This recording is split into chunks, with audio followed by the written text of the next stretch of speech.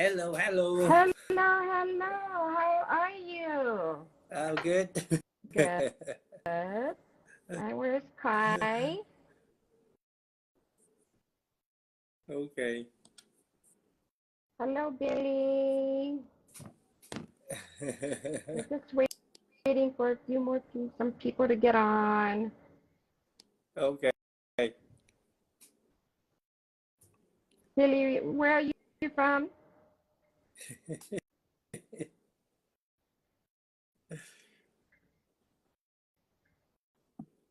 Good morning, Sophie.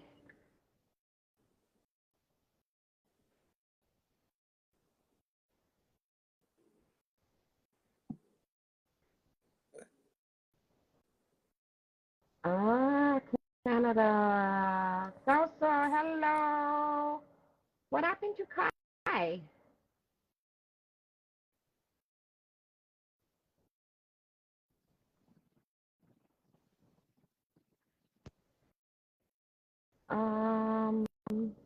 Hold on, guys. We're trying to get Kai in here. Okay. Let's see how you do this.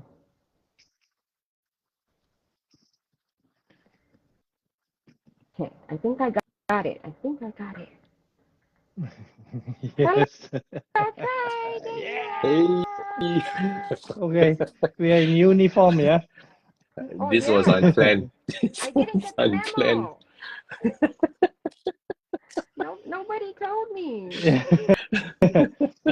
In Malaysia, there's only one color jacket and one colored T-shirt. Really?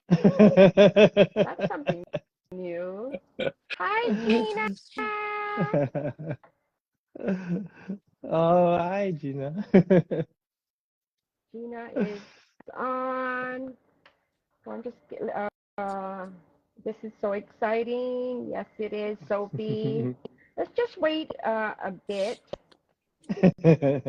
Where is our uniform? Hey. It's a new one.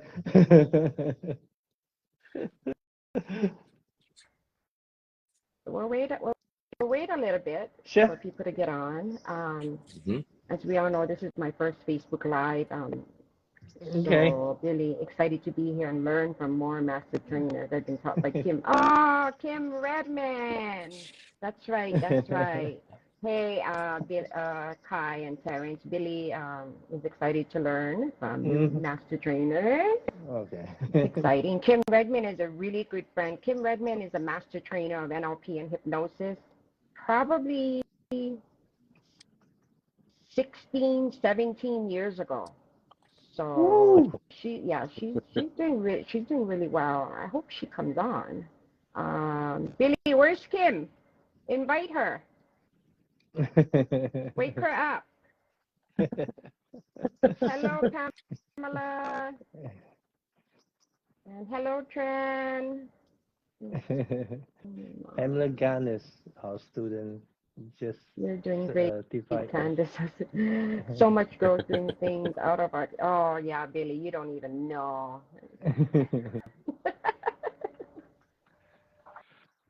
Well, shall we get started, or Sure. we'll wait a couple minutes and see if more people will be coming on. Hi, Pamela. Billy. Oh, Pamela. She's running an NLP trainers training right now, which I'm assisting with as NLP trainers training.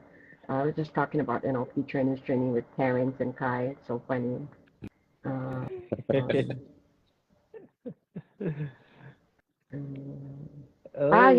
hello, Coach B, Marianne, and hello. Oh, you know Coach B as well? Yeah. Yeah. Oh, small world.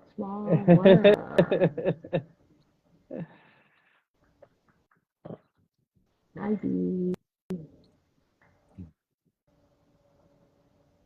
Okay, more people are joining. Give it some time. Maybe people are trying to get on. So let's see. We're all good already. From Vietnam. Hello. Hello, hello.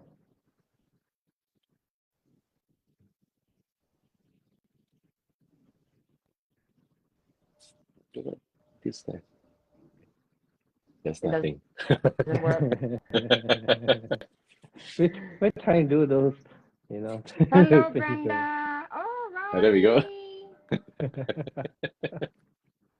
DJ Jackson, how have you been? DJ. He's a master hypnosis trainer, a master trainer too. Wow. Okay, well, it's nice to be here. Good morning. Good morning to you. It's good evening here in Vegas. Good morning to most of you on the other side of the world. Nice to be here. Okay. FT Chan. Hello, FT Chan. Welcome. Okay, so I guess more people are logging in.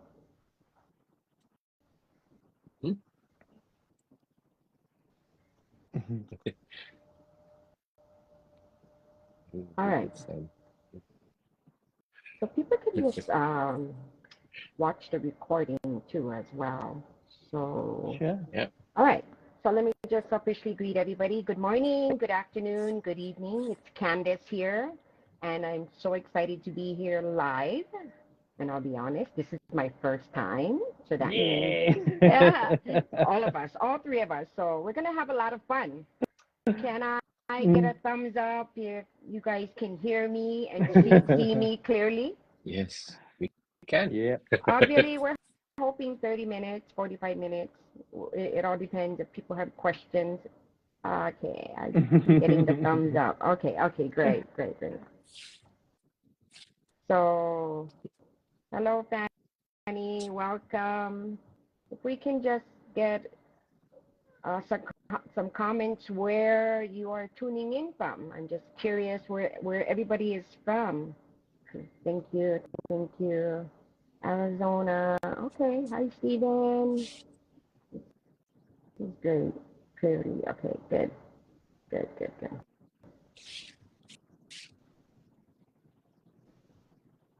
Oh, hello from Taiwan. Okay, nice. Virginia Taiwan. Beach, okay, California. Taiwan. Lisa, hello, Lisa from Vegas, my next door neighbor. DJ, Brenda from Texas. Hello. Oh. Okay, more people are coming on. So let me introduce these two nice. Hey, Laura. Hello. Canada. Okay. So let me introduce these two gentlemen. All right. Hi. Okay, I'm going to stop reading the comments now. Okay. So Terence Jiam is a certified master trainer of NLP, trainer of hypnosis, timeline therapy, and NLP coaching.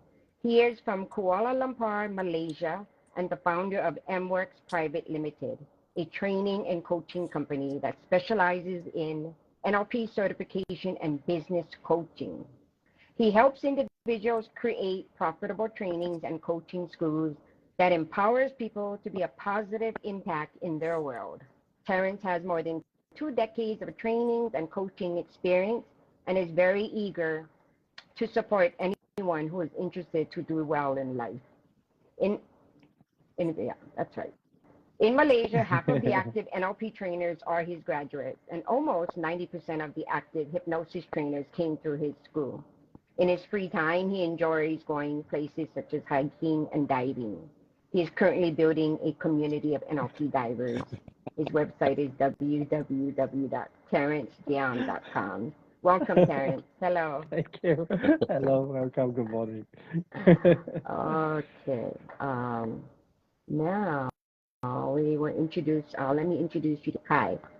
Kai is a master trainer of NLP from Malaysia, along with his certification as a trainer in timeline therapy, hypnosis, and NLP coaching. He is the founder of a training and coaching business based in Kuala Lumpur. Knowing that the quality of a training is the key to creating organic business growth in repeating sales and referrals for any training business. His work focuses on supporting his NLP students to have mastery in the area of training. He attended his first NLP training back in 2006 and has been on a journey that seeks mastery on the techniques and principles of NLP and is still discovering new insights about NLP until today. He looks forward to sharing his learnings and hope it serves as a resource to anyone tuning in today. Welcome, Kai. Thank you, Candice. Who else is this? Terence. Kate. Hi, Kate. Okay, so we have some questions that we're going to ask from the both of you.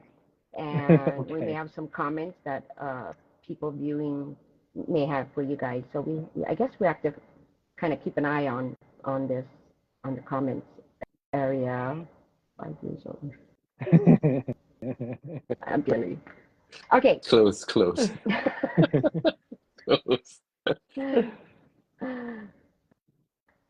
So let me ask you, Terence. Yeah. How did you start your business? And was it just hypnosis? How I started my business was that there was a few friends that wanted to run a training business, and I was at a crossroad. I was deciding what I wanted to do with my life, as in work, as in career, in the context of career. So I was speaking to a few friends. They are more senior than I am, and we decided that we were to do training, partly because I seems to have an interest in imparting whatever I know, which wasn't a lot at the time. Okay, but that was the intention, and so we started. That was how I started, and I got really fascinated with NLP and hypnosis because a friend of mine gave me a book on my birthday. Oh, nice. Yeah, so read the book. That was my first exposure to NLP, the term NLP and then hypnosis, and was really intrigued about it, and went on to find out a little bit more. So for those of us who's writing ebooks and all, you do not know the impact that you have until somebody get hold of one of your books. Right. So that was how I started my business. Okay.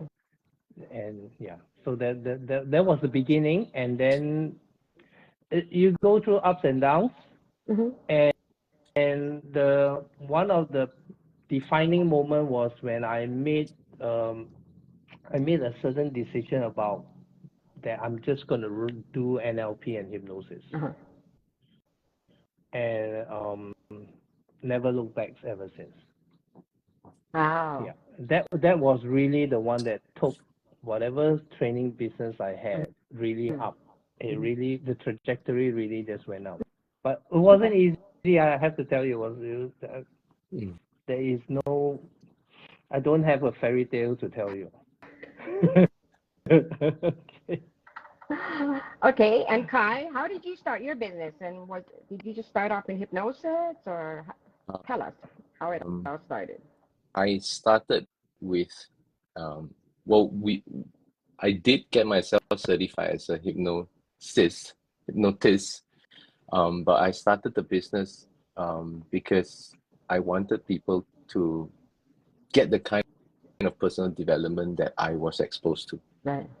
So it's not a business until somebody actually signs on to whatever that you're offering. Right. So for me, I just picked up the phone and I started texting a few people that come across my mind, the name that just pops out in my head, and just think that maybe these are the few people that will be looking for personal development as well.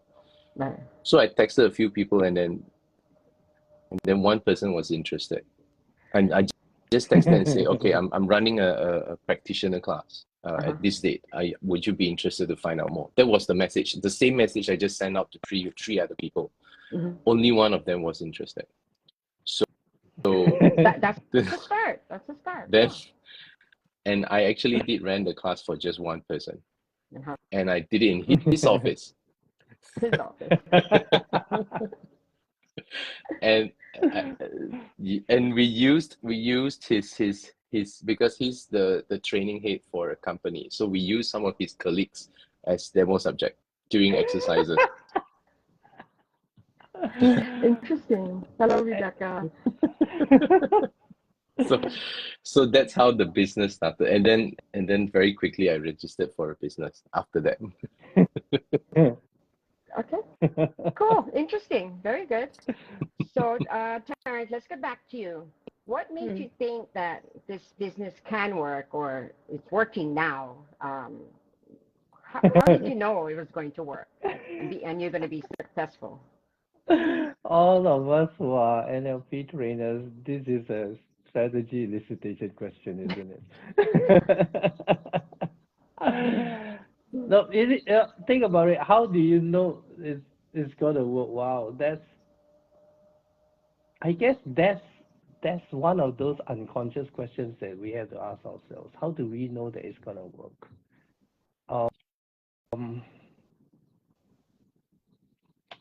I was looking at my life. And so in my journey of knowing more about NLP, I end up enrolling into a NLP practitioner class.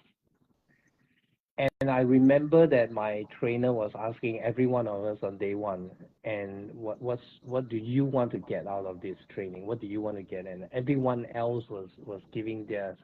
And it was really big for all my classmates. They were talking about, influencing people, managing others, getting people to do what they want, and things like that. And then it comes to me, and my answer until today, I still remember, I say that I only want to change me. So it was really small, yeah. I just want to change me. That's me. There's a certain area of my life that I am not entirely pleased about. So I wanted to just change.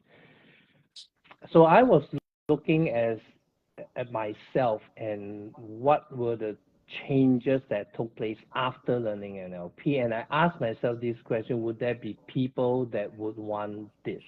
Would there be, would it make a difference? Right. That you wake up in the morning and habitually have, if the sky is gray, habitually think that it's not going to be a great day, to now waking up in the morning, doesn't matter, the clouds will part and the sun will shine. Things like that. Would that make a difference? So that was, and I asked myself that was how I knew that it probably gonna work, and that's the journey, because I noticed that it worked for me. Great. So that was how I knew. Okay. And Kai, what about you? How did you know that this business, the training side of the business or coaching side of the business would work for you? I didn't at first. I didn't. To be very honest, I there was no knowing. There was no way for me to know until I really do it.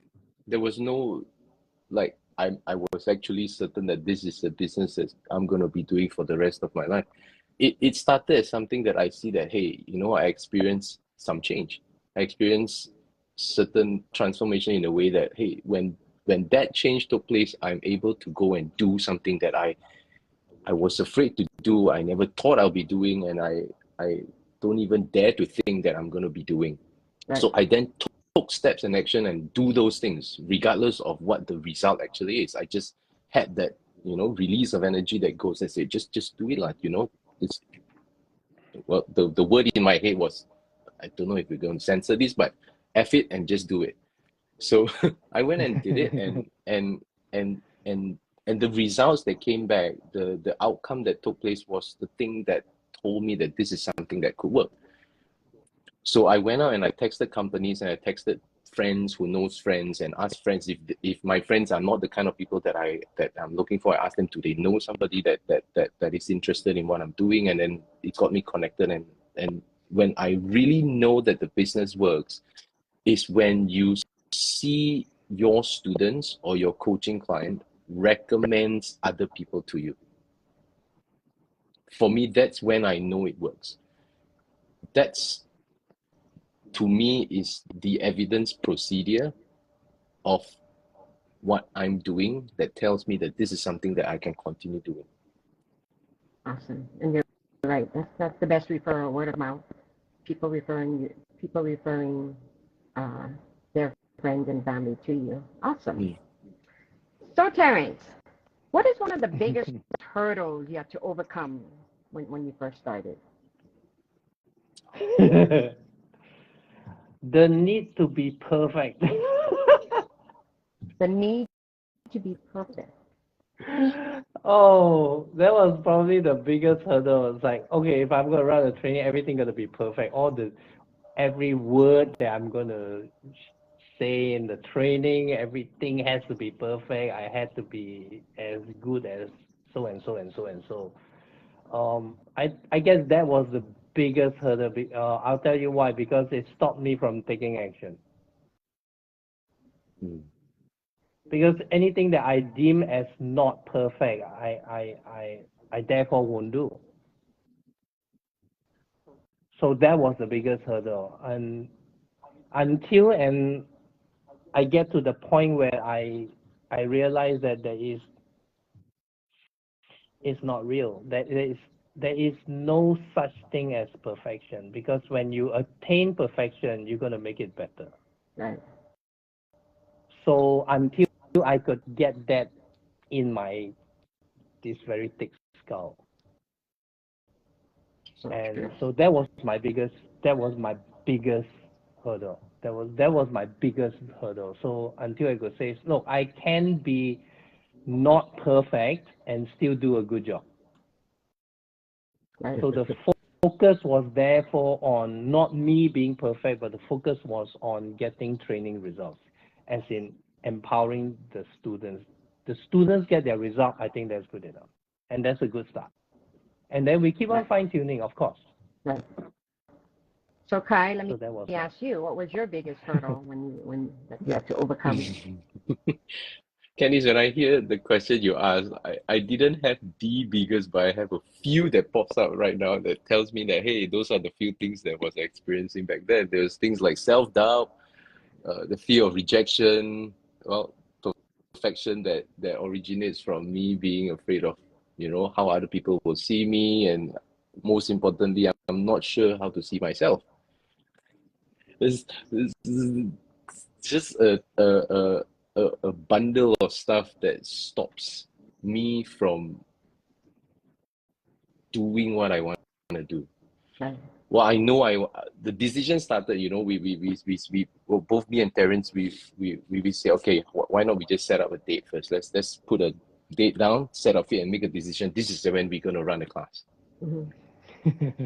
By hook or by crook, we're gonna run a class. We don't think about how many people are going to come here. We just make a decision and then we'll figure it out. And how did that go?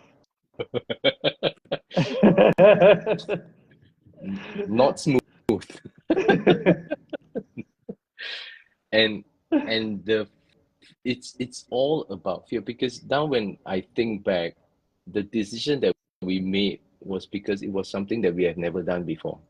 Right. Yeah.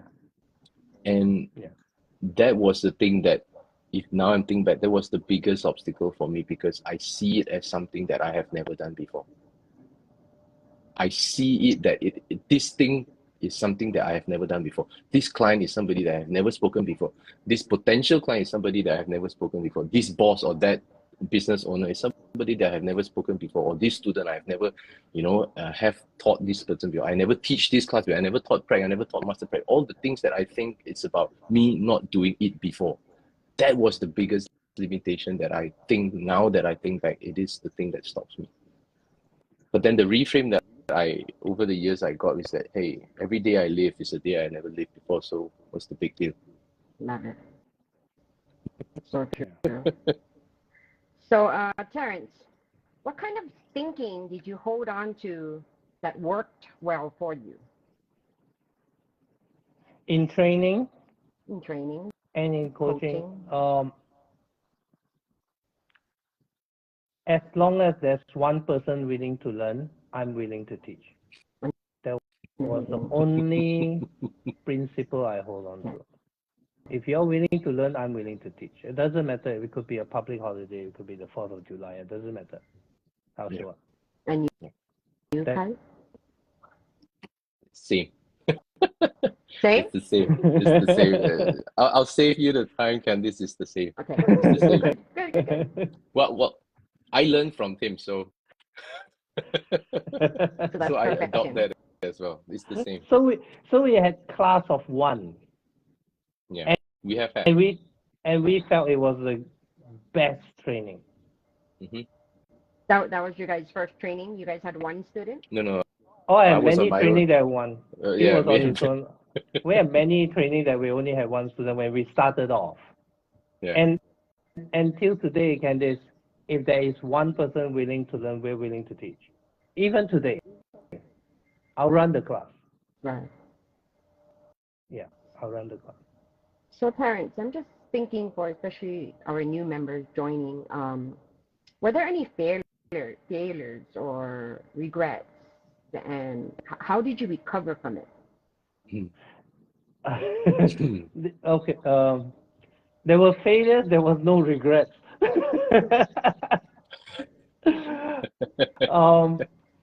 Okay. What was something? Were there failures? Oh, absolutely. When you had a string of people that you speak to, thinking that they might be interested in joining your NLP training, and they say no, yeah.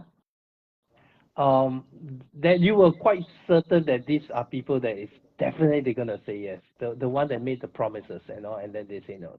Were there failures when when you design an intro seminar and you put it out there and nobody showed up? I was sitting there waiting for them. They say they're gonna come and nobody showed up. If you ever call that, those are failures. There were a number of those. Were there regrets? No, I've never regretted that I've spoken to them or I did the intro seminar and nobody came. But how did we recover from it? I asked the question and said, well, this didn't work. What will make it work? What will make it work? Let's go back and tune it a little bit, and then we go at it. And so it's almost like, in hypnosis training, we say that hypnosis, going into trance is learning how to go into trance. And so the way I look at it is doing business is learning how to do business. So it's like an everyday affair. So that's how we look at it. Yeah. Okay. Hi. Can I ask you the same question? Were there failures, and how did you recover? This is good, especially for new practitioners, new trainers, to hear and gain your guys' perspective, your experiences, or.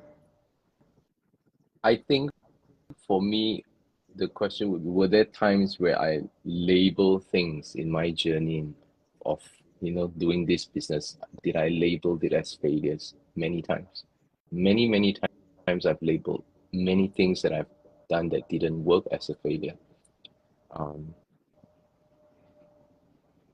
Well, if you want examples of those, of course I give you. I make a call, it didn't work. I texted somebody with an expectation, it didn't work. That's a failure. I said something wrong in the training, that's a failure. There's so many things that I could label as a failure that I did back then. I was so good at labeling those things. There's a reminder, like Gilly saying, failures or it's feedback. Yeah, I mean, we preach that. Yes, we teach about. There's no failure or anything. But the key to really even begin to recover from it is to realize that I am actually labeling it. Okay. Is to first realize that, hey, I made it look like a failure. That was the recovery strategy I started. Is say, hey, I didn't die. I didn't die. It's not the end. I mean, okay, no negative IR for those. But I mean, I'm alive. I'm alive. It's not the end. Right. So the recovery strategy started is when I first know that the failure is just an illusion. The failure that I think it is just an illusion. Right. Because now that what's done is done, I can do something else that I didn't do yet, and that would, of course, create the possibility of me being success. Oh, yeah, I'm doing it better next time around. Right. Yeah. So Terence, tell me about any limitation that you had to overcome when you started on this journey. First, that's a lot. But mine was who do I go to find my students? As in, who do I go to have my first hypnosis client, as a hypnotherapy client? And I couldn't think of any. And I think I share this with my students. I said that if you start with that kind of thinking, right, you don't know people, you don't know who to go to, you do not know where to begin. I say that you have to look around you and look for one person in your life that is just absolutely going to be thrilled and happy and just full of joy to see you successful. And all of us have that one person, and I have one person that will just doesn't want anything from me and just want to see me become successful, and that's my mom. So how did I overcome that that limitation? Well, I go through life, but I know that my mom will go around and tell other people about what I do, and so the word spread, and then I had my first client. Somebody referred me to someone else, and it starts from there. Snowball from there. So first limitation was that I do not know anybody. It's the same old thing that we say, that I have no money, I'm not smart enough, I'm not good enough, I don't know people. But for me, it's just that I don't know how to begin the business. That was my early limitations. Yeah. And how about for you, Kai? The clear evidence that allows me to know that I have a limitation is when I know there's something I need to do and I don't do it. So that for me is the flag that allows me to realize that, hey, there's definitely a limitation going on. And then I start asking myself, what is it that stops me from doing it? What is it that I'm really concerned? What is it that I'm really worry about this thing that I am procrastinating? Then the limitations are always about, it's either could be me afraid of rejection, it could be about me needing things to be perfect, me afraid of making mistakes. It's all that value level 3, value level 4 type of issues that it's clear cut. It's just there. That needs to be, that we need to pay attention on, not in a way that, but in a way that we know that it exists before that it was useful, but now this is not. And so just get it removed. Timeline therapy, hypnosis. The part about hypnosis that worked here is having that rapport with the unconscious mind to be aware of my inner thoughts. So to realize my limitation starts with being used to the process of going into trance that creates that relationship, that awareness that I have within the voices that comes inside my head.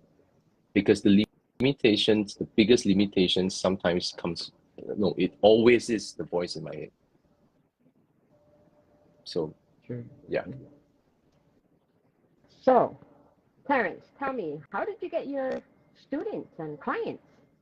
It's good for trainers and coaches that are watching. And Okay, so if you do not know who to go to, this is exactly what I do.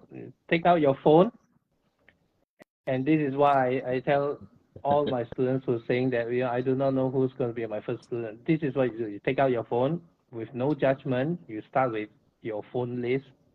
Start with alphabetical order A, and you pick out 10 names. All right? And then you send a message to them. Call them if you like. I like to send messages. I like to let people know that I'm going to call them. and you do the meet and greet. You say, you build a rapport. You ask them, hey, how are you doing? And if they reply you, and then you say, I'm just curious, are you still, the word is still, are you still interested in personal development? If they say yes, you carry on. If they say no, you say thank you very much. You go to the next batch. You send it out to 10 people and batches. The one that says yes, then you say, how's your timing for this week? I would like to see you and talk to you about this. And then you go out there and you meet them and you do the 5-step sales process. So every one of us start with your cell phone, your phone book. Is what you did. Every one of us will have easily more than 100 names in our phone book. Right. So it could be our family and friends. We just give them a call. How are you doing? They'll let you know. Sitting here depressed. So I'm da da da da da, and you can. My first NLP training. Yeah, my first NLP training was five students with all my friends. With all your friends. Yeah. And if you focus on doing a good job in your training, as in you get training results, they're gonna refer you, and then the word of mouth will go out. But you start with that. Anytime that you do not know who to go to, take out your phone and just pick 10 names and just send it out. Really, you'll be amazed. I had people who say, I didn't know that we could get appointment just by doing this. Mm. But I went through it the hard way, and so I denormalized the whole process, and this is exactly what I asked you to do. So that's how I get my students. So Kai, that's a great idea, Terence. I love it. So Kai, tell me, what did you do? How did you get your students and clients? Similar process, what Terence said. And when they come in as your student, when they finish your class or when they are done with the coaching, you ask them to now look through their phones and then give you 10 names. I love that. I love that. And then you ask them to send the message, but they finish the course. They just finished the course with you. Mm-hmm. Would you be interested? Or they have just completed a coaching with you. Would they be interested? I like that. So that's how you keep the cycle going. Okay. I like it. So Terence, let me ask you. So what are your plans now? What are your plans for the future? Is any the plans big right goals? now? Yeah. Really the big one. I want to shift society. You what? I want to shift societies in my country. You want to shift? Part of the reason of running trainers training or even master trainers program was that so that I want to have enough catalysts in society to shift the thinking. So that's the big goal. I think I come to a point where you stop complaining about how good this is or how bad those things are, and you start becoming part of the solutions and you start making changes. It has to be a long-term plan then. But I want to see changes in the way people think, in the way people behave, and I can only do this through the trainers that we train. So that's the big goal. And for you, can't do it alone. Yeah. In terms of business, of course, there is a business goal in terms of number. But the purpose behind me doing this is just to make sure that everybody that I came in touch with are able to know what I know and do what I do. That's just basically it. So Terence, if you were to give a piece of advice, why should anyone want to be a master trainer, and what are the benefits? Tell me about that. if okay, if you tell a caterpillar that it's going to fly one day, the caterpillar is going to say you must be crazy. If you tell a tadpole that it's going to walk on land one day, it's going to tell you you're nuts. Yeah. Why would anybody wants to be a master trainer? For me, it's for one simple reason, and that is to increase your logical level thinking in your neurology. It's not you read a book and you could parrot whatever the book says. It's the walk the walk. It's the one that you experience a change in the way you see the world, the way you think, the order and sequence that goes in through your head, that you look at a situation and you think so different and so big that you could affect change. If you think about where you are right now and where is possible, as in really possible that is out there, is being a master trainer is a process of you developing the neurology to get there. It's really going beyond the boundaries that you set for yourself. The kind of, if somebody, Candice, if you tell me 20 years ago, it says, Terence, you're going to be on a Facebook Live and you're going to be a master trainer, you're going to be talking to the people around the world, I'm going to say, okay, I'm not going to believe you. Come on. I won't be. If on hindsight everything looks great, I mean, I look back and say, yeah. You know, I went through this. It was all good, but it was difficult and it was tough, and we were throwing tantrums along the way. But having the neurology of what I have now, what will I not give to go back in time? 20 years ago, if I know what I know now, today I will be a completely different person. Why would you want to be a master trainer? For the simple fact that you have a thinking that is so different, that allows you to impact so differently the people around you. So that's my thought. Thank you for sharing. And Kai, what about for you? See, the question is how if when I talk to somebody, how do I know that they are ready for going to become to be on a journey all the way to be a master trainer? How do I know? And the way I know based on myself is just one key thing, which is the certainty that I'm willing to commit the rest of my life to doing this thing that allows me to empower other people, or allows me to, you know, help them in their own personal growth, help them become who they want to be and have the life that they want to have. It's that certainty, the decision that I made that, hey, this is something I'm going to do for the rest of my life. Then master trainer would be just by the way.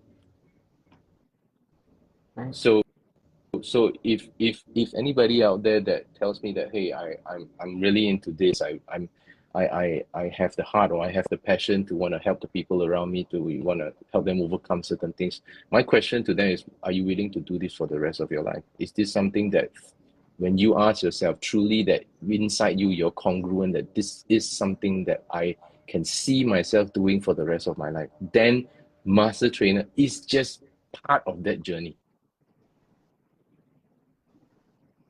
Because in master trainer, it allows us to master in terms of the skills that we have, how do we deliver them, and at the end of the day, how do we use this skill, and the word is, you know, and make a living out of it.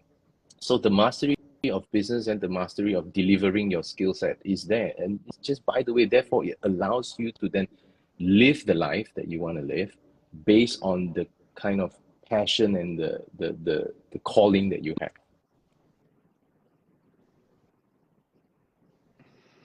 So that's why anybody would want to be a master trainer.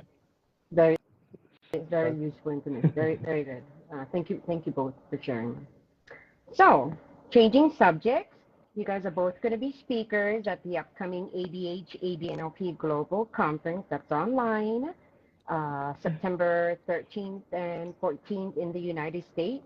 For you guys and other people around the world, it may be September 14th and 15th. Tell us, what will you be speaking about and what can our attendees expect? Terence? Well, I'll be speaking about how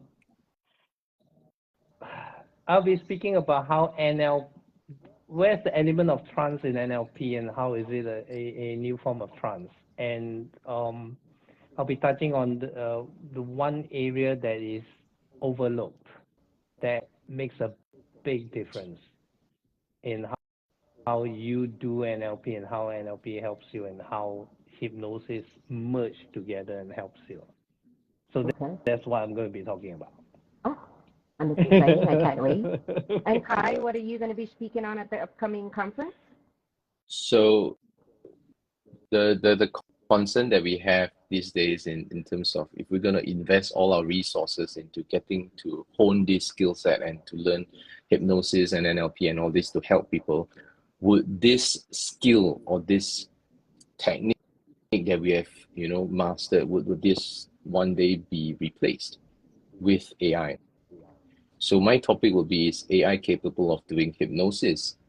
And what they can expect is to understand where it is now in terms of the development of AI in the field of mental health, and what are some of the companies out there that have already been incorporated AI in the whole process of doing hypnosis or in terms of mental health.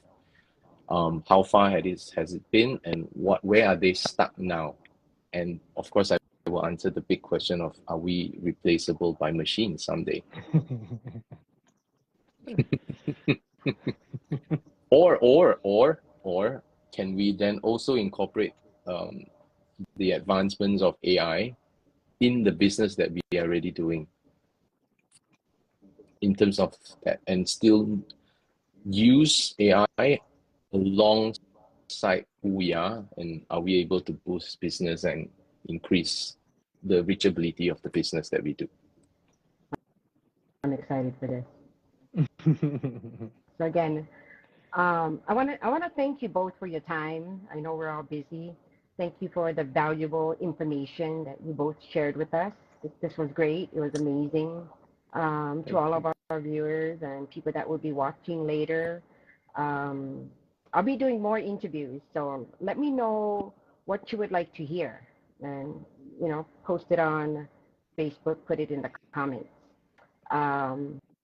Can I see any thumbs up? How many has registered for the conference, and who's going to be registering for the conference?